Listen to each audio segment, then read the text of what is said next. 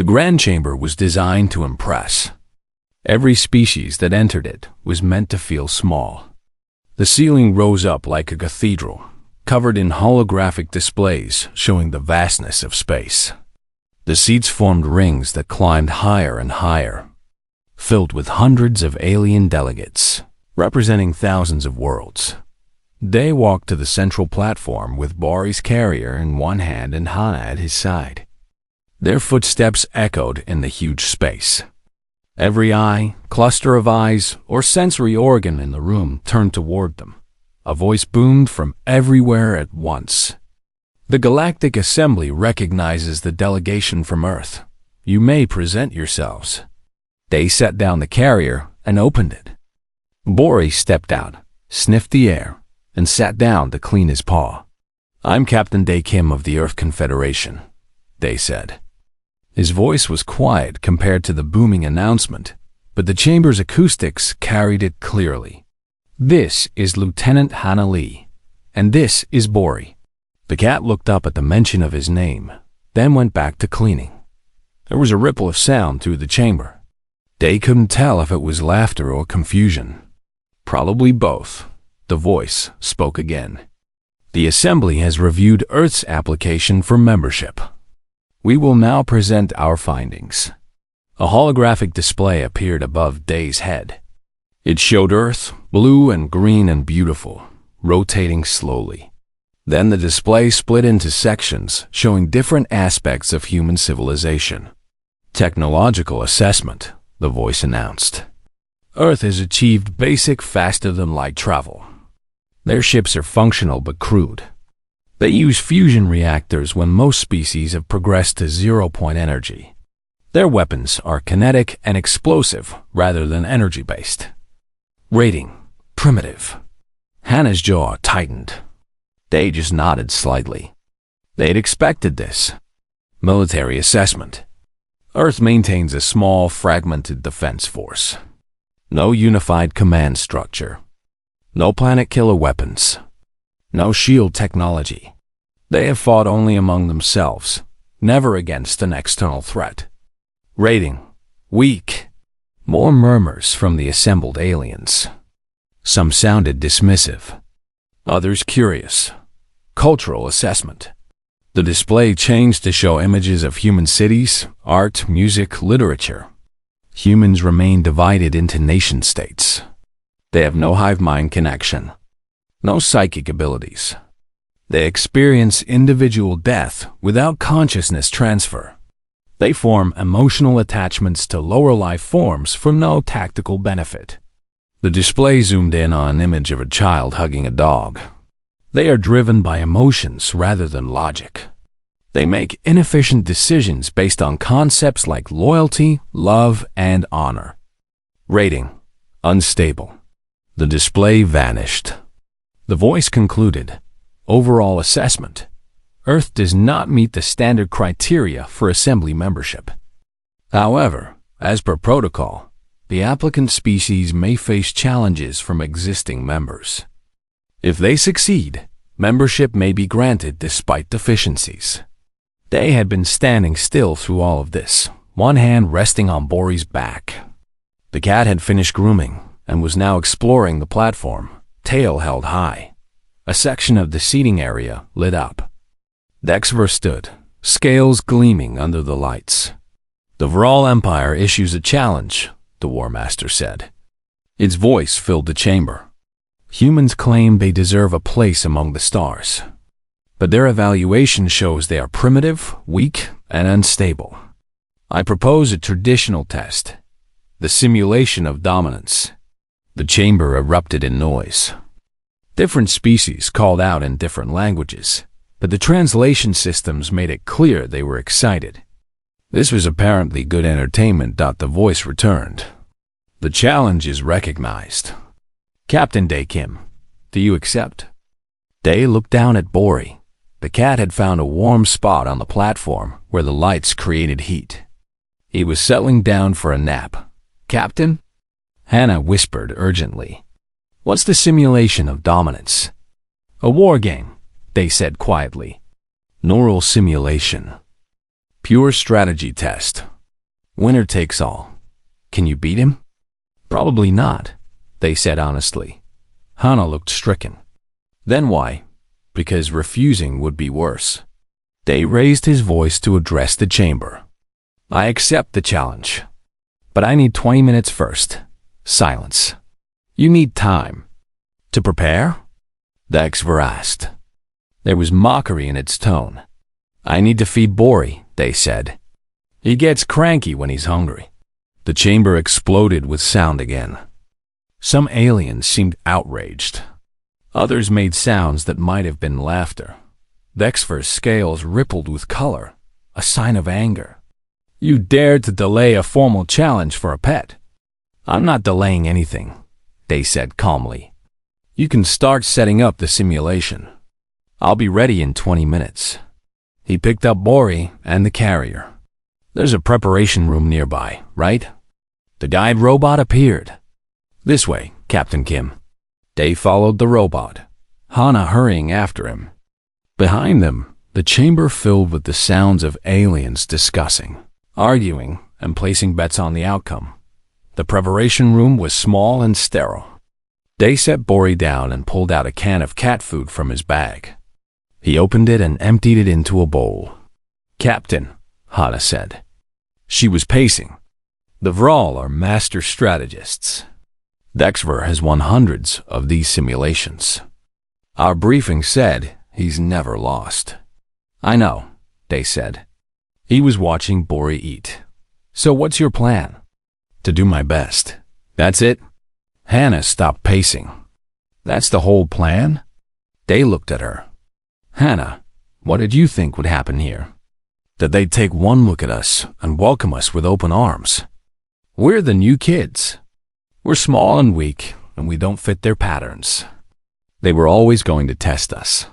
But we could lose everything. Earth's chance at joining the galactic community isn't worth lying about who we are, They finished. He sat down on the floor. Bori, having finished eating, immediately climbed into his lap. If we have to become something, we're not just to join their club. Then maybe we're not ready to join. Maybe they're not ready for us. You really believe that? I really do. Day scratched behind Bori's ear. The cat's purr filled the small room. We'll go out there. We'll fight the simulation. We'll do it our way. And whatever happens, happens. Hana sat down beside him. After a moment, she reached out and petted Bori too. The cat's purr got louder. I'm scared, she admitted. Me too, they said. But being scared doesn't mean we have to act scared. They sat in silence for a few minutes, both petting the cat. Finally, the guide robot appeared in the doorway. Captain Kim, the simulation is prepared. They stood and carefully set Bori in his carrier. The cat meowed in protest. I know, buddy, they said. I'll be back soon. The neural simulation chamber was a white room with 2 chairs. The HFY was already in one, a neural crown fitted to its massive head. The crown had to be specially modified for the Vral's unusual skull structure. Day took the other seat. A technician, a small gray alien with multiple arms, fitted a crown to his head. The simulation will begin in 60 seconds, the voice announced. Both commanders will control fleets in a contested region of space. Victory conditions: territorial control, resource acquisition, and enemy fleet destruction. The simulation will run for 1 standard hour, compressed into neural time. Day closed his eyes and felt the neural crown activate.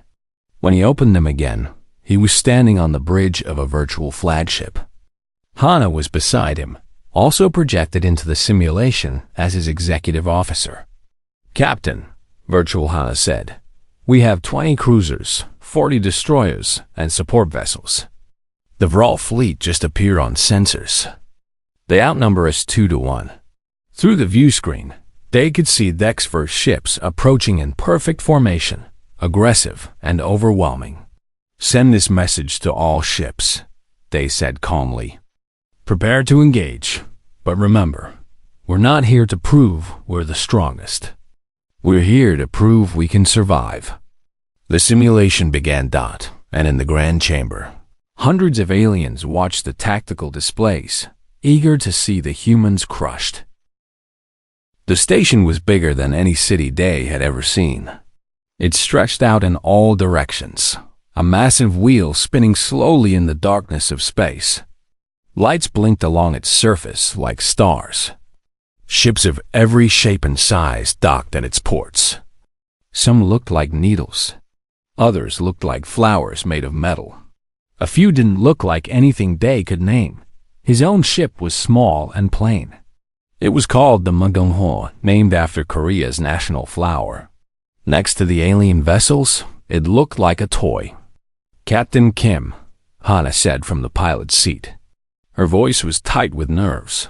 "We're cleared for docking in Port 7. "Good," they said. He sat in the commander's chair with Bori on his lap. The orange cat was purring, completely unconcerned about being in space. Day scratched behind Bori's ear and felt the vibration of the purr against his fingers. Hana glanced back at him. "Sir, are you sure about bringing the cat?" "Bori goes where I go," Day said simply. "But this is the Galactic Assembly. First contact protocols. They're going to judge us on everything." They smiled a little. "Then they'll judge us honestly." The docking process took 20 minutes. When the airlocks finally connected, Day stood and picked up Bori's carrier. The cat meowed once in protest but settled down quickly. Hana straightened her uniform and took a deep breath. "Ready?" Day asked. "No," Hana admitted. "But let's go anyway." The station's interior was overwhelming. The corridor was wide enough to fit 3 of their ships side by side.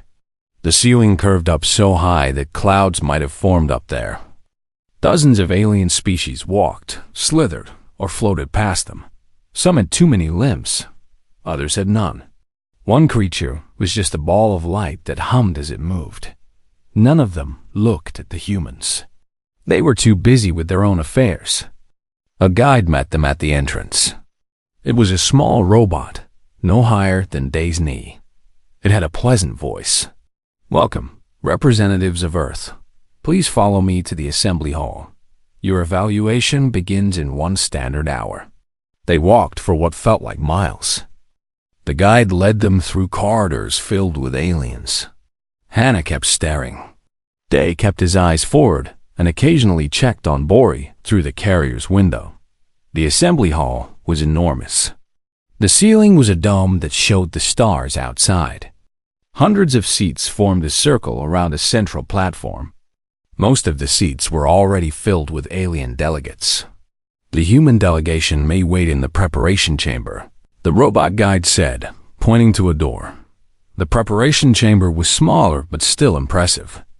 It had seats that adjusted to different body types, screens showing information in hundreds of languages, and a window that looked out at the swirling colors of a nearby nebula. They set down Bori's carrier and opened it. The cat stepped out, stretched, and immediately started exploring the room. "Should he be out?" Hana asked. "He doesn't like being cooped up," Day said. He poured some water into a small bowl he brought. The door opened. An alien entered. It was huge. It stood at least 8 feet tall, covered in dark scales that seemed to absorb light. Its eyes were yellow and slitted like a reptile's. Muscles moved under its armor like cables. When it breathed, they could see rows of sharp teeth. "So," the creature said. Its voice was deep and rough. "These are the humans." Hana took a step back. Day didn't move. He was sitting on the floor now, watching Bori drink water. "I am Dexfer of the Vral Empire," the alien continued. It stepped closer to Day. "I am the War Master of the 7th Fleet. I have conquered 42 worlds. I have never been defeated in combat." Day looked up. "Nice to meet you." Dexfer moved even closer. It was a clear dominance display. The alien loomed over Day, its shadow covering the human completely. Its scent filled the air, something like burning metal and old blood. Hana pressed herself against the wall.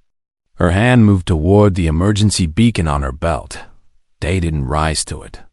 He just scratched behind the cat's ear. Bori had finished drinking and was now rubbing against Day's leg, purring loudly. Day ran his fingers through the orange fur, finding the spot behind the ear that the cat liked best. Bori's purr got even louder. Dexter stared down at them. Its yellow eyes narrowed. "You do not fear me, should I?" Day asked. He didn't look up. Bori had flopped onto his side, wanting a belly rub.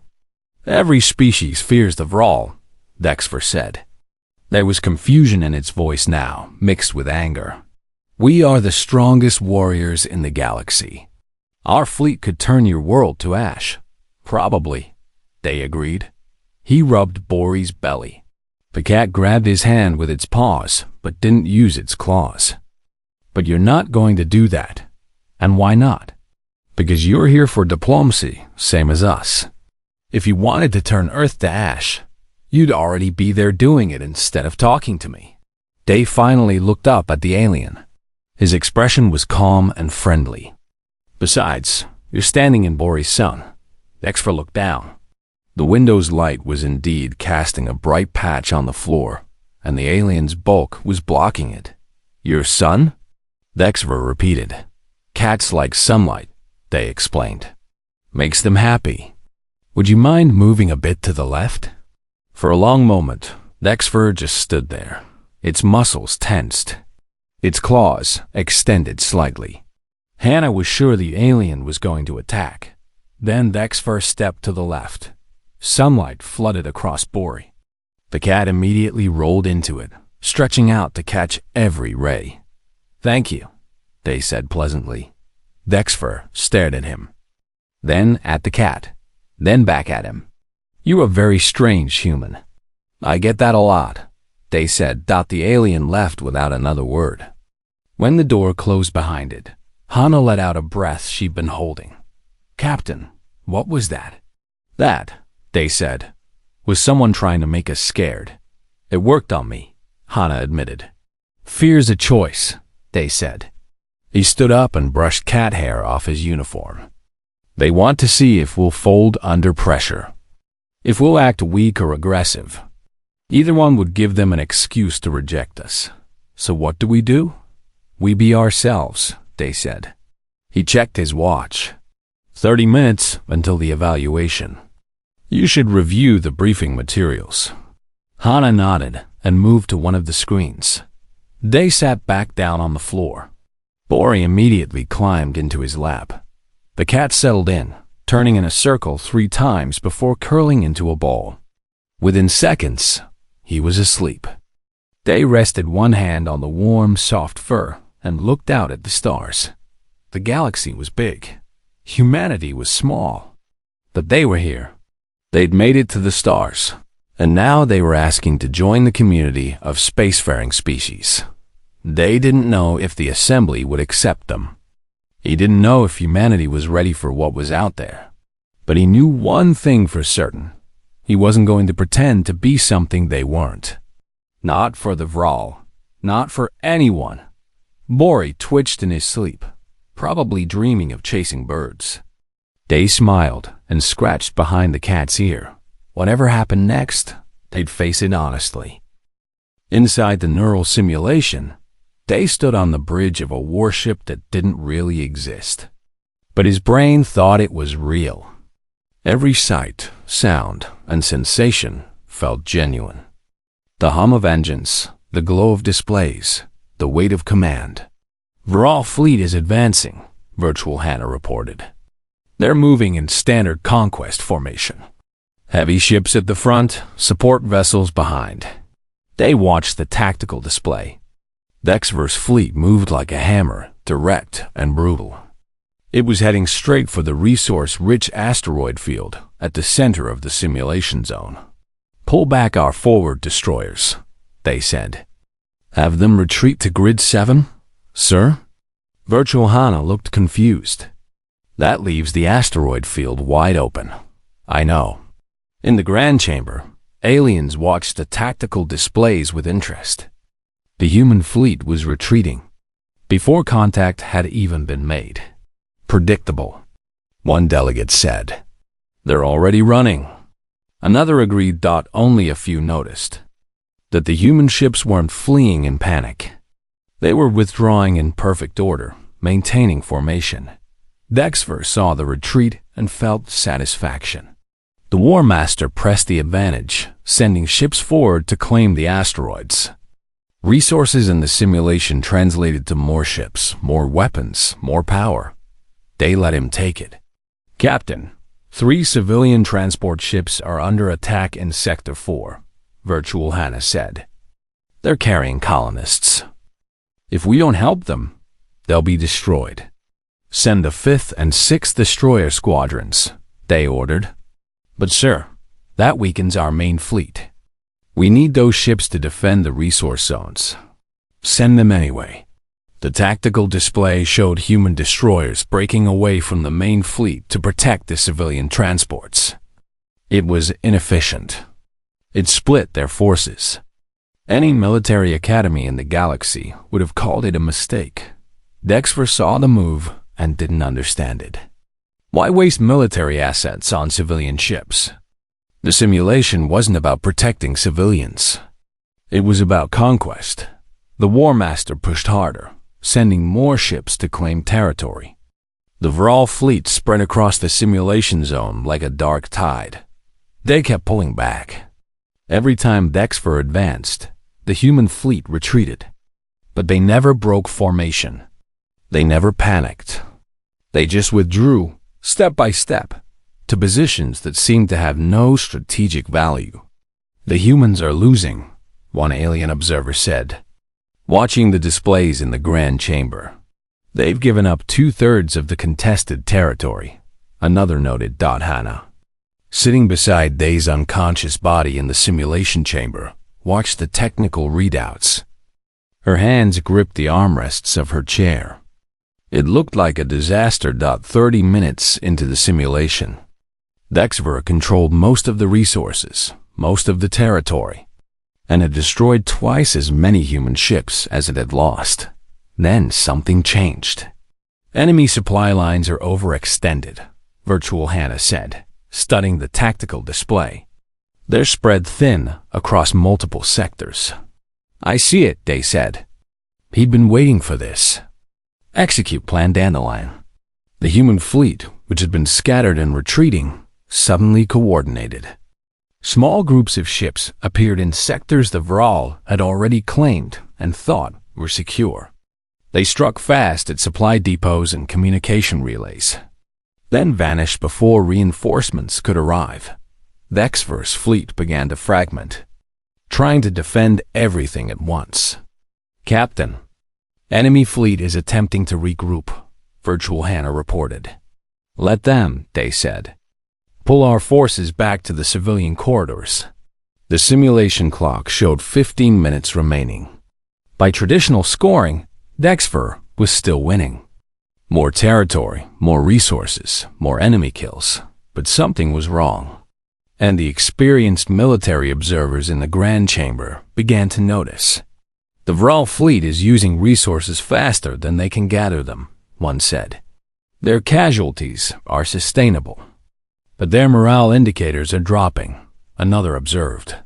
What are morale indicators? A younger delegate asked. A measure of will to fight. In a real war, soldiers who are spread thin, constantly under attack, never allowed to rest. They break eventually. In the simulation, Dexter realized the problem too late. The human fleet had given up territory, yes. But they'd kept their supply lines short. They'd protected their civilians, which meant their population remained stable. They'd picked battles they could win and avoided ones they couldn't. The War Master tried to consolidate forces for one massive strike, but the human ships danced away like smoke. 5 minutes left. Dexter changed tactics, going for a direct assault on the human home base. It was a gamble. Win this, and the simulation would end in total victory. The Vral fleet descended on the human command station like wolves and found it heavily defended. Every ship Day had pulled back, every retreat he'd ordered had been leading to this moment. The human fleet was concentrated, rested, and ready. The battle was brutal. Ships on both sides exploded in silence. Energy weapons carved through armor. Missiles spiraled through the black, but the humans had the advantage of defense. They knew the terrain. They'd had time to prepare. And they fought with a desperation that Dex, Vio's forces couldn't match because the Vral were attacking for glory, while the humans were defending their home. The simulation. Timer hit 0. Day opened his eyes. The neural crown powered down. He was back in the White Room, in the real chair, with Dexver across from him. The War Master was breathing hard, as if it had been running. Its scales had shifted to a dark, angry red. They were led back to the Grand Chamber. The voice spoke, calculating final scores. Please wait. The wait felt like forever. Hannah stood beside Day, trying to read his expression. He looked tired but calm. Finally, the voice returned. Results. Territory-controlled Vral Empire, 72%. Earth Confederation, 28%. Resources acquired Vral Empire, superior. Enemy ships destroyed Vral Empire, superior. Hannah's heart sank. However, the voice continued. This simulation evaluates civilization sustainability, not merely conquest capability. Additional factors. Population survival rate, Earth Confederation, 97%. Vral Empire, 41%. Supply chain efficiency, Earth Confederation, superior. Force cohesion at simulation and Earth Confederation, superior. Long-term territorial stability, Earth Confederation, superior. The display changed, showing a complex set of graphs. Final score. Earth Confederation 742 points. Vral Empire 739 points. The chamber erupted in chaos. They had won. Barely. Dexver stood up so fast the chair fell over. The War Master's claws extended, and its bioelectric field crackled with rage. It crossed the chamber floor toward Day in massive strides. Hana moved to intercept, but Day put a hand on her shoulder. The Vral War Master loomed over the human, just as it had done in the preparation room. It was even angrier now, radiating menace and the promise of violence. Day didn't rise to it. He just scratched behind the cat's ear. He brought Bori's carrier to the chamber floor. The cat was sitting on Day's shoulder now, a warm weight against his neck. Day reached up and found the spot behind Bori's ear, and the cat's purr rumbled through the tense silence. You won through weakness, Dexver snarled. You ran. You hid. You protected useless civilians instead of taking territory. You fought like prey, not predators. Is that what you think happened? Day asked calmly. I know what happened. I was there. You were, Day agreed. But I don't think you understood it. He looked up at the towering alien. You're right that Bori serves no tactical purpose. He doesn't make me stronger. He doesn't help me win battles. But he reminds me what I'm fighting for. Day stood up slowly. Bori adjusted position, settling more comfortably on his shoulder. You fight to conquer, Day said quietly. We fight to go home. The chamber had gone completely silent. Every being there was listening. That's the difference, Day continued. You'd sacrifice everything for victory. We'll sacrifice victory for survival. You think that makes us weak? Maybe it does. But we're still here. Dexver stared at him. The anger was still there, but something else was mixing with it now. Confusion. Uncertainty. This is not how war is meant to be fought, the War Master said. Then maybe, Day said. It's time for a different way. The Grand Chamber remained silent after Day spoke. Hundreds of alien species, thousands of years of galactic civilization, and no one seemed to know what to say. Finally, the voice that had been making announcements spoke again. It sounded different now, less formal, more thoughtful. The challenge has been completed. Captain Dae Kim has achieved victory in the simulation of dominance. However, victory in a challenge does not automatically grant membership. The Assembly must now vote on whether Earth meets the standards of galactic civilization. The display above changed to show a voting interface. Each delegate would cast their vote, accept, reject, or abstain. Delegates may now speak before the vote, the voice said. Immediately, a section of seats lit up. An alien that looked like a crystal tree spoke in chiming tones. The humans won through unconventional means, but they won. They met the challenge. That should be sufficient. Another section lit up. This alien was covered in eyes, each one blinking independently. Sufficient for what? They admitted themselves they are weak. They prioritize emotion over logic. They care more about pets than power. This is not the behavior of a galactic species. A blob of translucent gel pulsed with light. The Vral War Master made a formal challenge. The human won. To reject them now would violate our own protocols. Protocols can be changed if they lead to poor outcomes, a machine being responded. Its voice was purely synthetic. We should evaluate whether adding an emotional, unpredictable species serves the Assembly's interests. The debate raged. Day stood in the center of it all with Bori on his shoulder, listening. He didn't try to argue or defend humanity. He just waited. Hannah leaned close. Should we say something? Like what? They asked. I don't know. Make our case. Explain that we're not weak. Just different. They know we're different, they said. That's what they're arguing about. Whether different is acceptable. More species spoke. Some supported Earth's membership. Others opposed it. Many were undecided. The arguments went in circles. Then Dexfer stood again. The chamber fell quiet. The Vral War Master had issued the challenge and lost. Whatever it said now would carry significant weight. Dexfer was silent for a long moment. Looking down at Day, the human looked back calmly, one hand still resting on Bori. I have fought for the Vral Empire for 60 of your Earth years, Dexfer began. Its voice was quieter than before, less aggressive. I have commanded fleets in 42 campaigns. I have won every battle through strength, strategy, and the willingness to sacrifice whatever was necessary for victory. The War Master paused. Today, I lost to a species that should not have been able to defeat me. They are weaker, slower, softer. They care about things that do not matter in war. Hannah tensed. This sounded like it was building to a rejection. And that, Dexfer continued, is precisely why they are dangerous. A ripple of surprise went through the chamber. The human captain is right, Dexfer said. I fight to conquer. That is what I am bred for, trained for, built for. But he fights to survive. And survival, I am beginning to understand, is a different kind of strength.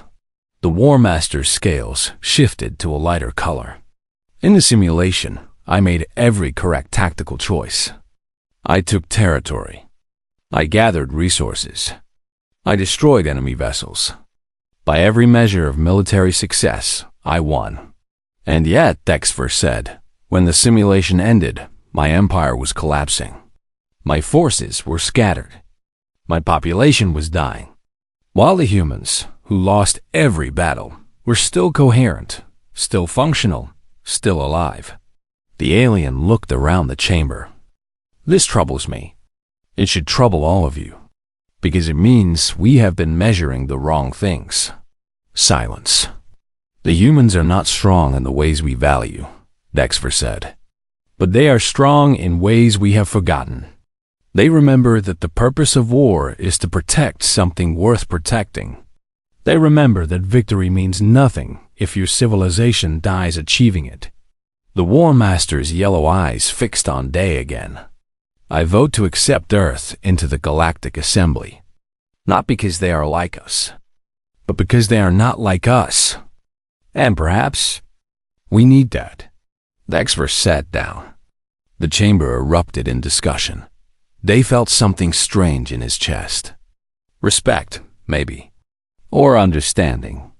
He gave Dex for a small nod. The alien returned it. The voting began. The display showed the count rising on both accept and reject. Abstain votes trickled in slowly. It was close. Very close. Hana watched the numbers climb, her hands clenched. Day just breathed steadily, feeling Bori's warmth against his neck. The final votes came in. The display froze. The count is complete, the voice announced. 347 votes to accept. 341 votes to reject. 62 abstentions. By a margin of 6 votes, Earth is accepted into the Galactic Assembly as a probationary member. Hannah let out a breath she'd been holding. Her eyes were suddenly wet. They just nodded once. "Thank you," he said to the chamber. "Probationary status lasts for 10 standard years," the voice continued. "During this time, Earth will have limited voting rights and will be subject to review. Full membership will be granted if Earth demonstrates successful integration with galactic civilization." "We understand," they said. "This session is concluded. Representatives may depart." The chamber began to empty. Delegates from hundreds of worlds filed out, many of them staring at the humans as they passed. Some looks were curious. Others were hostile. A few seemed almost friendly. They started toward the exit, but Dexfer blocked his path. The War Master was even more intimidating up close. Its breath smelled like ozone. Its claws could have torn Day apart without effort. "Human," Dexfer said. "War Master," Day replied. "I want to understand something." The alien leaned closer. "In the simulation, you could have destroyed my command ship. Near the end, your forces surrounded it. You had the advantage. But you held back. Why?" Day thought about his answer. "Because destroying your command ship would have meant killing you. And killing you wouldn't have changed the outcome of the simulation. The score was already decided. So you showed mercy?" "I showed practicality," Day corrected. "Unnecessary death is wasteful." Dexver's scales rippled. "This is what I mean. This thinking. It is so strange to me. In Vral culture, if you have the chance to kill an enemy, you take it. Always. To do otherwise is weakness." "Maybe," they said. "Or maybe it's just a different calculation. I don't gain anything from your death. But the galaxy might lose something." "Like what?" "Like the chance for you to learn from this," they said simply. "Like the chance for us to talk right now. Like the possibility that next time we meet, it might not be as enemies." Dexter stared at him. Then, slowly, the War Master's hand extended. It was a gesture. They recognized the alien was offering a handshake, or at least its version of one. They took the hand. It was like gripping warm stone. "I still think you are weak, human," Dexter said. "But perhaps there is strength in weakness. I do not understand it yet, but I would like to. Then maybe we'll talk again sometime," they said. The War Master released his hand and stepped aside. They walked past, Hana following Dot as they left the grand chamber. Hana finally spoke. "We did it. We actually did it. We survived," they corrected. "That's all we ever needed to do." "Is that really all you were trying to do? Just survive?" They smiled a little. "What else is there?" They walked back to their ship in silence. The station was still overwhelming, still full of impossible aliens and technology humanity didn't understand. But it felt a little less hostile now, a little more like a place they could belong. Back on the Mugawa, Day led Bori out of the carrier. The cat immediately ran to his favorite spot by the viewport and sat down to watch the stars. Day sat beside him. Hannah took the other chair. "What happens now?" she asked. "Now we go home," Day said. "We report to Earth. We tell them we're in. And then we start learning how to be part of something bigger. Do you think we're ready?" "No," Day said honestly. "But we'll figure it out. That's what humans do." Bori meowed, probably asking for dinner. Day stood to feed him. Outside the viewport, the galaxy spun in all its infinite complexity. Humanity had taken its first real step into that vastness. There would be challenges ahead, dangers, misunderstandings, but they'd faced the first test and survived. That was enough for now. The formal membership ceremony was scheduled for the next day. Day spent the time walking around the station, observing the different species, learning what he could. Hannah went with him, taking notes on everything. They saw markets where goods from 1,000 worlds were traded. They saw gardens that grew plants in colors Earth had never imagined. They saw a fight break out between two species over some insult, quickly stopped by station security. They saw a group of young aliens playing something that looked like a cross between soccer and three-dimensional chess. Everywhere they went, aliens stared at them. The humans who had beaten the Vral, the weak species that had somehow won. Some of the stares were angry. Others were curious. A few were calculating, as if trying to figure out how to use this new development to their advantage. Day ignored most of it. He stopped at a small shop that sold what the translator called companion animal supplies and bought a new toy for Bori. The shopkeeper was a being, made of living smoke that swirled in a contained field. "Your creature is a predator, yes?" The smoke asked. "Technically," they said. "But he mostly just sleeps and eats." Strange. Why keep a predator that does not hunt? "Because he's good company," they said. The smoke swirled in what might have been confusion. "I do not understand the concept." "That's okay," they said. "Most of the galaxy doesn't seem to." That evening, back on the ship, Day sat in the small common area and wrote his report to Earth. It was simple and straightforward. They had been accepted. Humanity was now part of the galactic community. There would be challenges ahead, but they had proven they could meet them. He sent the report and then sat back, watching Bori chase the new toy across the floor. The cat pounced, grabbed it, kicked it with his back legs, then lost interest and wandered off to find food.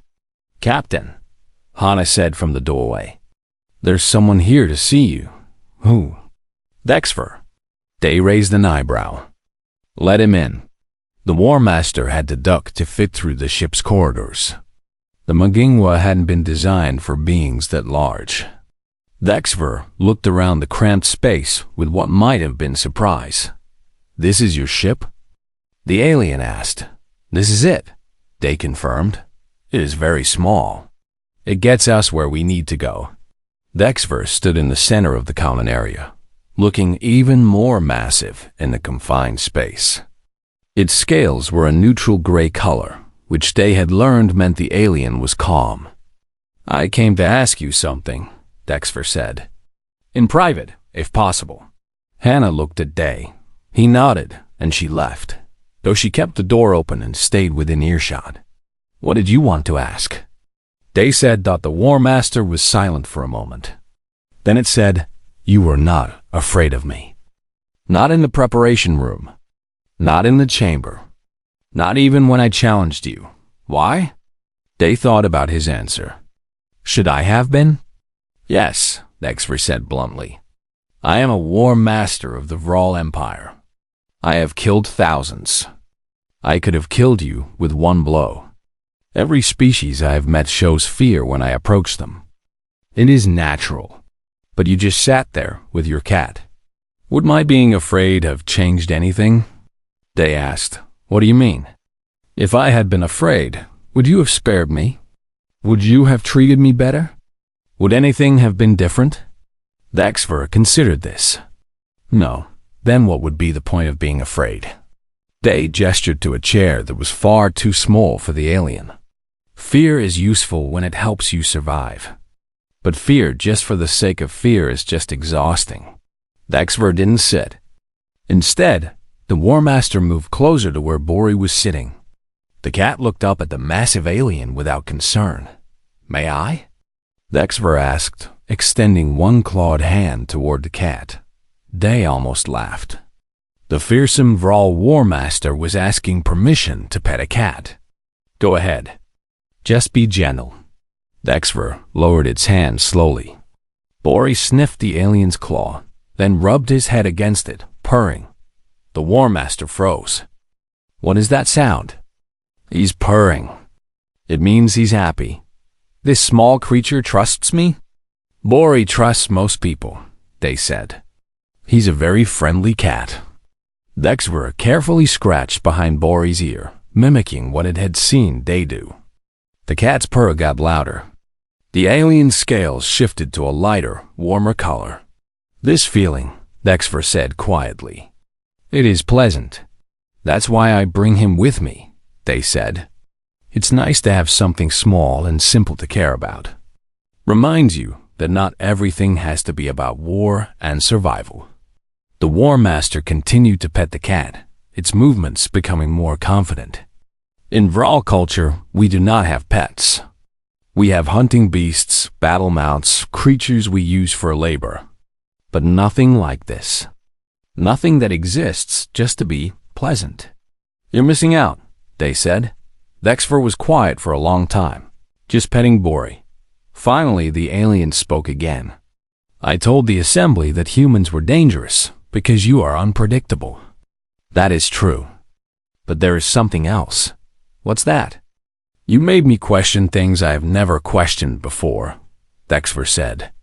The Vral way is conquest. It is all we have known for thousands of years. We are good at it. We are proud of it. But watching you in the simulation, listening to you speak, I began to wonder if there might be other ways to be strong. The War Master looked at Day. That is dangerous to my people. If Vral start to think there are alternatives to conquest, our entire civilization might change. That frightens me. Change is frightening, Day agreed. But it's not always bad. How do you know? I don't, Day admitted. But staying the same when the galaxy is changing around you, that's dangerous too. The HFY nodded slowly.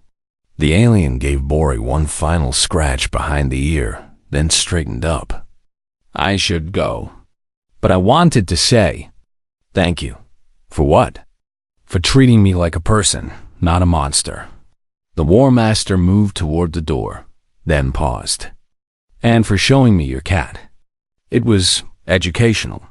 After the HFY left, Hana came back in. Did that just happen? Apparently, they said. The most fearsome warrior in the Vral Empire just came to pet your cat. Seems like it. Hana sat down, looking stunned. This is going to be a weird galaxy to live in, isn't it? Probably, they said. But I think we'll manage. The next morning, the formal ceremony took place. It was shorter than they expected. A representative from the Assembly Council made a speech about cooperation and mutual respect. Earth's delegation was given a ceremonial beacon that would broadcast their membership status to all assembly stations and ships. Then it was done. Humanity was officially part of the galactic community. As they walked back to the ship for the last time, carrying the beacon and all the documentation, they felt a tap on his shoulder. He turned to see a small alien, barely knee-high, with purple fur and huge eyes. You're the human with the cat? It asked in a high, chirping voice. That's me. I wanted to meet you. I'm from a species called the Rin. We're small, not very strong. Most of the big species ignore us or push us around. The little alien looked up at him. But you won by being smart, not strong. That gives us hope. They knelt down to be at eye level with the creature. "You don't need hope from us? You're already here, already members of the assembly. That means you're strong in your own way. But we don't feel strong. Strength isn't about size or weapons," they said. "It's about knowing who you are and not pretending to be something else just because others expect it." The Rin's eyes got even bigger.